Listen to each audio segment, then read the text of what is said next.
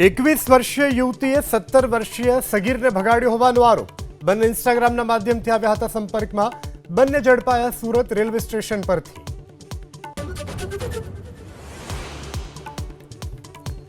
સુરતના મહિદરપુરામાં આંગડિયા પેઢીમાં આગ, એસીના કમ્પ્રેસરમાં બ્લાસ્ટ સાથે આગનું અનુમાન। ઓફિસમાં ભારે નુકસાન, જાનહાનિ નહીં।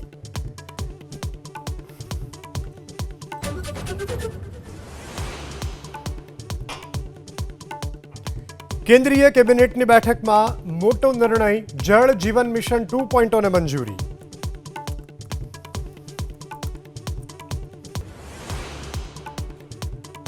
રાજકોટમાં મહાનગરપાલિકાના ફૂડ વિભાગની કાર્યવાહી। શહેરની 47 પેઢીઓને ત્યાં તપાસ। 9 એકમોને લાયસન્સ રદ કરવાની નોટિસ। મંચુરિયન સહિત અનેક અખાદ્ય ચીજવસ્તુઓનો કરાયો નાશ। કચ્છના ભુજમાં બની હત્યાની ઘટના। બન્ની પચ્છમ વિસ્તારમાં તીક્ષ્ણ હથિયારના ઘા મારી કરાઈ હત્યા। અંગત અદાવતમાં હત્યા કરી હોવાની પ્રાથમિક માહિતી।